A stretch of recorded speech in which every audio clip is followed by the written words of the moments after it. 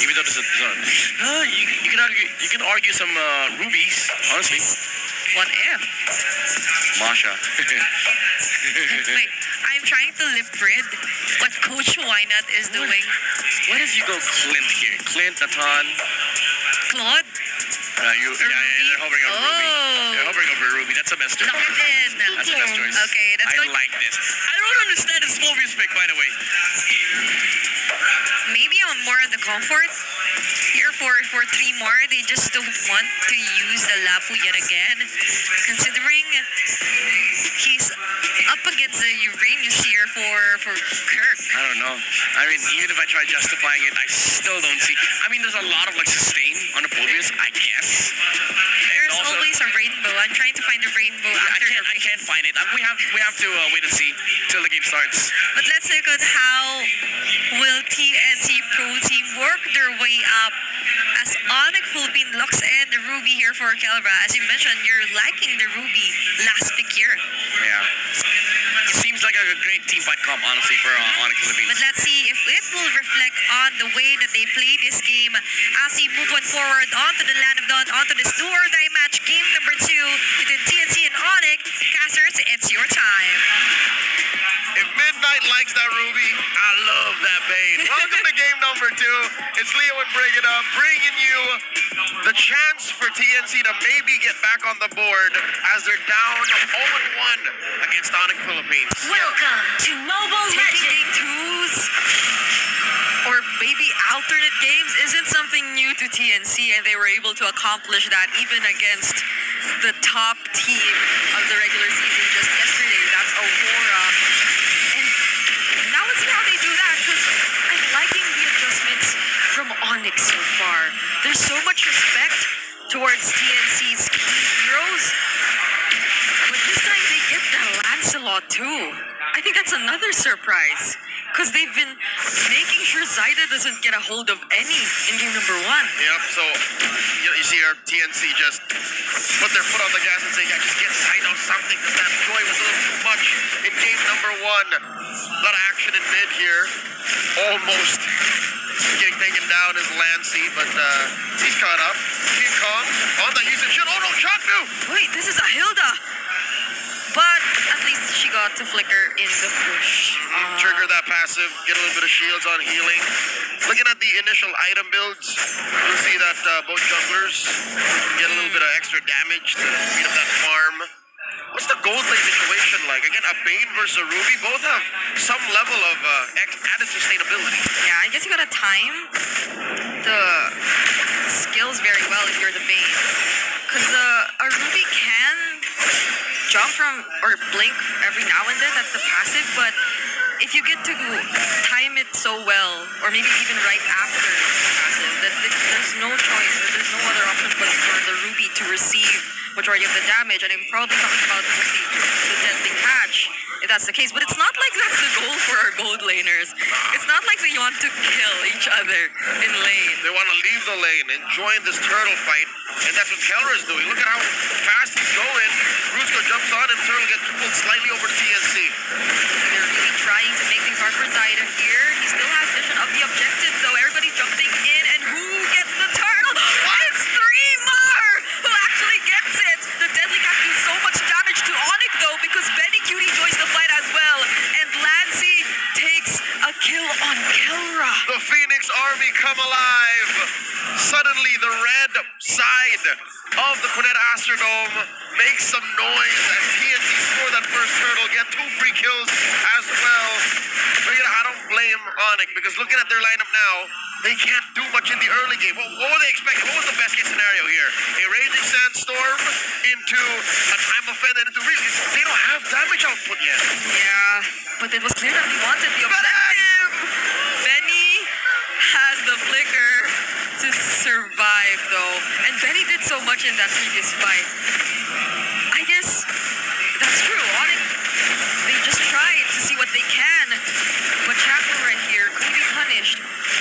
Mountain Shocker will be used, but that's about it. Yep, the best thing that Onic can do is, I don't want to think that I'm being a pessimist by saying this, but accept the fact that the early game ain't yours. Maybe even a part of the mid game. And then use that Uranus as the tool that it's force object. Yeah. You just buy time away from Primar and own that half of the map so that you can get farm on King Kong. That's the only solution I can see now. I guess even despite that though, it's clear that they're trying to keep themselves in the game. Maybe through, let's say, Brusco and how he keeps trying to invade. Or maybe disrupt Zaida. Pay attention to how his farming patterns are, because I guess the Khalid's just that capable of doing that. He's been trying to scout Zaida for a huge majority of the past 4 minutes, but now it's TNC who just keeps grouping up and applying pressure to Onic and their farm. Yep, and what that'll do is you'll end up with a dead Khalid. You don't want that. You can't afford that. You can't give more gold over to TNC. They're up 1,000 gold now, and they're owning this turtle pit. Out shotgun by King Kong. 3 more jumps on Kelra. He's liking how his passive is almost always active because of the blink skills, but now Jakku going in gets punished instead. There's the Infernal Pursuits from Primar, though, but he gets dragged all the way in between their 2 turrets. Kurt fighting back. It's a double kill for him already. Lancey, though, using his ultimate. Will he get to buy the trade? What? The damage from Benny Cutie. He spit on that thing as if a deadly catch wasn't enough. He hit that ale on a Kirk too. Again, Kirk had it coming, all right? He's but a baby Uranus. He's just a little small floating boy, and he can only build so much. I want to see the items because I want to see what he's prioritizing first, right? They Is he are going close. physical defense or magic defense first?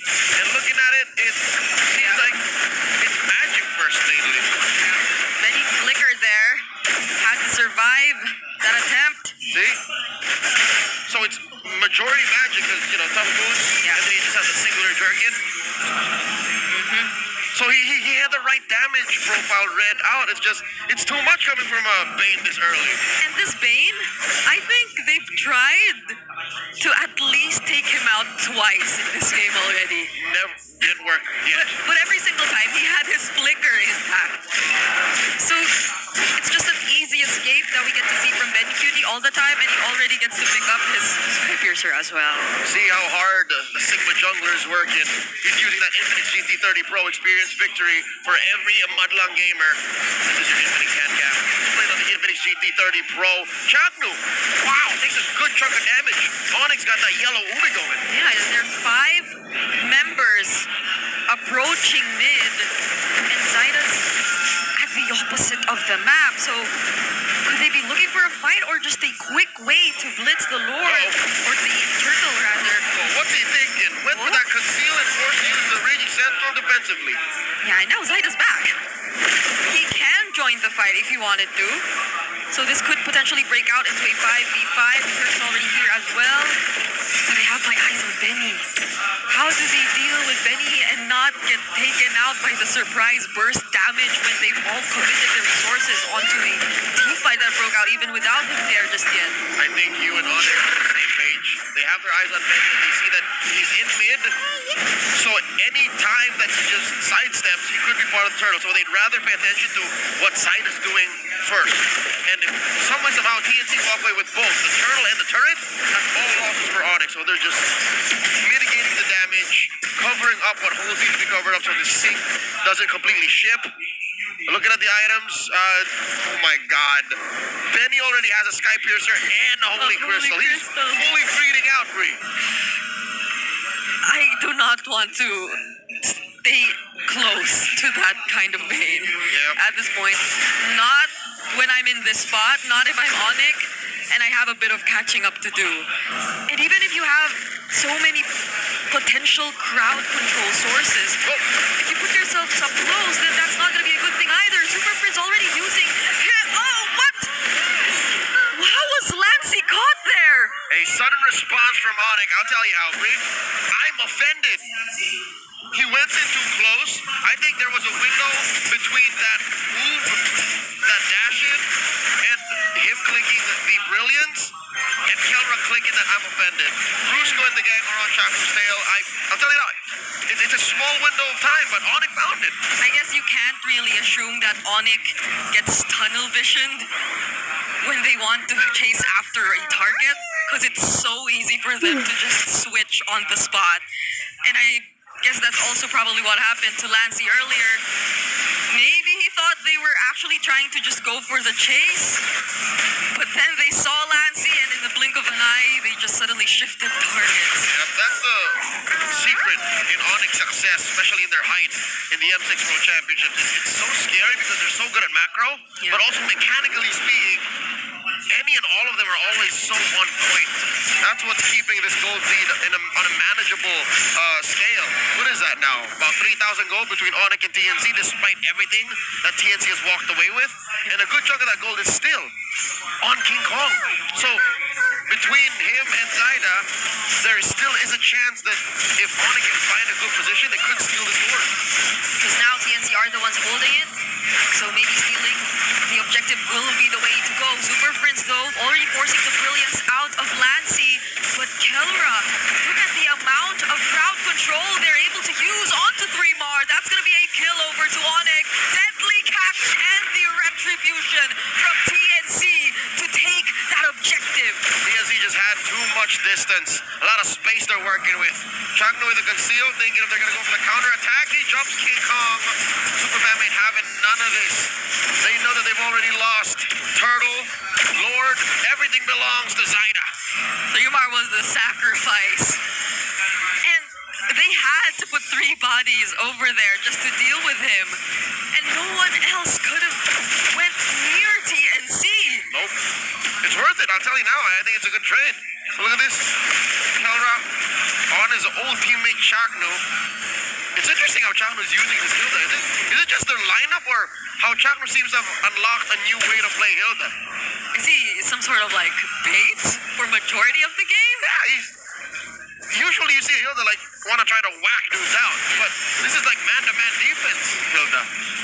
He's just the guy who shows up first. Shadow. And then he gets poked down really low, like what's happening now. Runs away. But then TNC, it still seems as if they're in the perfect condition to fight if Onic chooses to. There's just too much going on for Onic to deal with. And they've been trying, they've been holding on. Again, putting farm on King Kong, being on point for Kelra's I'm Offended on the turnaround. But TNC have been able to flourish under that. Approaching a 4K gold lead. Maybe it's really that one fight to enable King Kong that they're looking at, that they're waiting for. A team fight where Benny isn't as free and where Lancey feels a bit awkward to go in. 'Cause clearly you should feel awkward. There's a Khalid, there's a Ruby, there's a Terrify threat from Super Prince, but no purple buffs yet again. Oh, King Kong gets denied his purple. Grant the purple right in your face. What you gonna do about it, King? At least Zaida had to use the retribution. Well, sadly, King Kong did too as a response, but looking at the items, he's behind 1,000 gold. You know what? In perspective, that's not so bad. Yeah, King Kong has damage. it's nice and it's really great how they're able to somehow keep up. But it seems like they have to work together just to provide for King Kong. And maybe that's what Onyx doing right now. Like maybe sacrificing a couple of structures because all they really have to pay attention to is King Kong and him not getting left behind too much. Because if you look at their lineup, they really have to invest a lot, and if not everything, on King Kong. With Super Prince down low, Phantom Execution, but at least he has the brilliance from the IMU to get away. All right, the answer from Onic. It's a 4v5, and all this while, hey, ever seen a split pushing Uranus? That's what Kirk did. And TNT, they respond by going at the Lord. They know that they can't take this because Kirk is already rotated. Yeah. He can catch up anytime and come from behind, but I'm pretty sure TNC already know that. They have vision. Lancey already sees Kirk. Chaknu, though, already half HP. What's the plan for TNC here? The plan is to just keep disrupting and zoning as Zaida takes the objective, but it's not just zoning that they do. They take out King Kong and Brusco too. I can imagine the communications. Let him hit the traceless. Let him in. and TNC punished. Now 3 more chasing down Kirk. Kirk's trying to run away. It's a Uranus, he can. What? Off camera, Fringe gets popped. By Zaida and Benny. Zaida is a monster. No, rather. They got a Lord coming through bot. Mid lane's gonna go down. There's very little things that can stop a Bane from taking your structures. They're at 7k up now. Dreamar actually went in there. Zaida's going to provide the follow-up. Dreamar gets traded out, and they finally take the base turret. But Lancey will have to say goodbye as well. Onic defend as much as they can. King Kong still alive. Does DNC still force this? Alright, Prince looking for a target. Can't exactly use IMU while you're in the air. Gets that deadly catch, takes care of that Lord. But they lose their last inhibitor up top. Okay, they just force the base turrets at least. Magic Sentry revealing Capnu, but there's the conceal play still. Onic might want to look for something, and it's Benny Cutie that they're trying to go after. But they spot Zaida, and they have to back away. Here's the real dilemma. How do you stop Zaida purely? Like, how do you take him down? Because Prince doesn't have exactly the best crowd control. Rusko has just one big one. Kelra, it's temporary. You know, you displace him, but Yeah. Phantom Execution, Thorn Rose, Puncture, I'm good. I think that's a huge dilemma here that Onic has. And ideally, in those brief moments, you should have enough burst damage to deal with the Lancelot, but it seems like they don't! Phantom Execution gets held for a bit, but still, Zaida making his way, dealing enough damage, forcing Super Frizz to walk back to the base. See, it's even in those small openings that you don't get to see the damage coming from Onic just yet. And that's when he was already serving himself up on a silver platter. You see how he punctured into the rest of Onic, and none of them could stop him.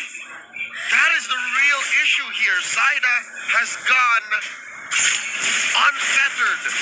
He is running through Onyx's side of the jungle and through their lineup with impunity. 7-6. A bare base. Onic haven't even broken through the tier 2s. I mean, I'd like to see them come back to that tier 2 up top. I'd like to see somehow maybe Kirk set it up, because that seemed to work. And he's had a looking at the stats, Brigida. He's had the best game out of all the Super Fam right now at 3-2-1. Yeah, that's true. But Zaida and the rest of TNC might not let Onic do that anymore. They've been paying attention to the top lane even, especially now that we are about to see the next Lord spawn. So they're keeping or they're managing everything before this objective, which feels like it heavily favors them either way. Yep. Again, that's what you get when the map is on your side, when you got a huge 6k gold lead, and when the opponent's utility, I'm talking about Onyx, just isn't enough. Like, there's so many things to set up for you to even clap back. This ain't even a dance. This is literally a sting operation. It's an entrapment by TNC. They're going to do the same thing. They might even let King Kong trace this in just for them to kill him again. Yeah. But look at how Prince and Rusko are holding this rush. Oh no, the Flicker Raging Sandstorm doesn't connect, and Keller actually gets targeted by Zaida over here. King Kong is looking to be next. Another Thorn Rose successfully takes him down, and Chaknu's blocking everybody. They use Benny as bait, and Zaida gets a triple. He's on Rusko. A failed attempt now turned to this. A flicker from Benny, and they're not letting him go back home. With Kirk left on the map, there's no way this Uranus defends. Godlike for Zaida as he gets a hold of the Lancelot. TNC are not letting us have